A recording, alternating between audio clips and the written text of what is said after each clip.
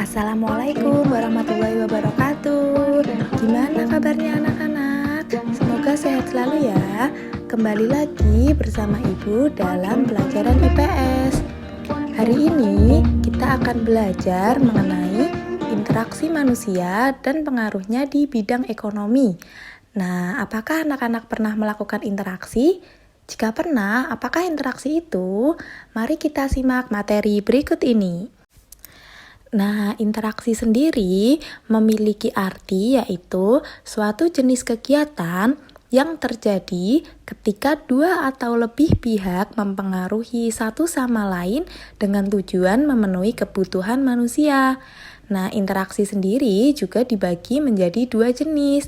Dalam masyarakat, interaksi dibagi menjadi dua, yaitu interaksi sosial dan interaksi dengan lingkungan.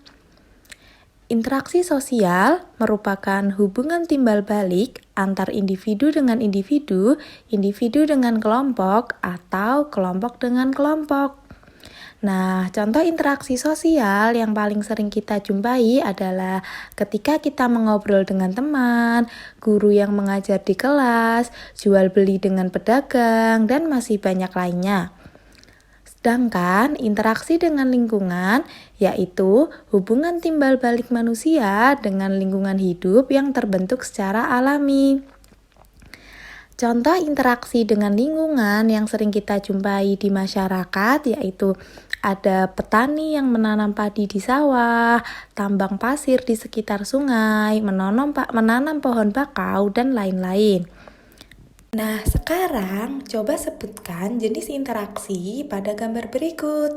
Kalian bisa jawab di kolom komentar ya. Betul sekali, gambar 1 menjelaskan mengenai kerja bakti di lingkungan yang terjadi di masyarakat. Gambar tersebut menjelaskan mengenai jenis interaksi sosial. Sedangkan gambar 2 menjelaskan mengenai nelayan yang sedang mencari ikan di laut. Hal tersebut merupakan jenis interaksi dengan lingkungan. Nah, sekarang anak-anak sudah paham ya mengenai jenis interaksi yang terjadi di masyarakat. Interaksi dapat terjadi karena adanya kepentingan pemenuhan kebutuhan masyarakat di berbagai bidang. Salah satunya yaitu bidang ekonomi. Sebelum kita mempelajari mengenai interaksi dan pengaruhnya di bidang ekonomi, silahkan simak gambar berikut. Apakah kamu pernah melihat kejadian seperti pada gambar?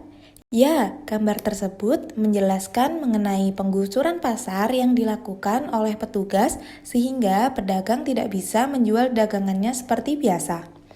Berdasar gambar tersebut, penggusuran pasar dapat berpengaruh pada bidang ekonomi. Contoh interaksi sosial dan pengaruhnya di bidang ekonomi yang lain diantaranya yaitu ada jual beli di pasar, jual beli di toko mainan, transaksi pembayaran setelah naik angkot, dan masih banyak lainnya. Dari berbagai kegiatan interaksi tersebut dapat membawa dampak dan memberikan pengaruh secara ekonomi. Seperti pedagang yang menjual sayur kepada pembeli, pedagang mendapat keuntungan dan pembeli dapat memenuhi kebutuhannya untuk makan. Kegiatan tersebut mencerminkan hubungan timbal balik dan saling menguntungkan satu sama lain. Namun, tidak semua interaksi sosial dapat membawa dampak positif terhadap bidang ekonomi. Ada beberapa contoh interaksi yang membawa dampak negatif pada bidang ekonomi, seperti pada gambar sebelumnya. Penggusuran pasar membuat pedagang tidak dapat menjual dagangannya dan tidak mendapat keuntungan, sedangkan pembeli tidak bisa memenuhi kebutuhannya. Akibatnya, peran interaksi dalam bidang ekonomi membawa dampak negatif karena adanya penggusuran pasar. Agar lebih memahami materi mengenai interaksi sosial dan dampaknya di bidang ekonomi, sekarang coba amati gambar berikut. Jika kamu melihat kejadian seperti pada gambar, solusi apa yang akan kamu tawarkan? Ya, betul sekali. Kamu bisa memberikan solusi dengan tetap meminta pedagang dan pembeli untuk tetap tertib meskipun sedang didatangi oleh petugas. Sekarang, ayo ceritakan pengalamanmu berinteraksi dengan orang lain dalam bidang ekonomi.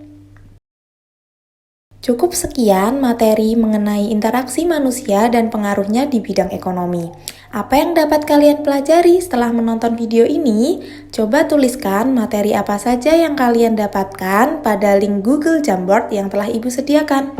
Terima kasih kalian sudah mengikuti materi hari ini dengan luar biasa.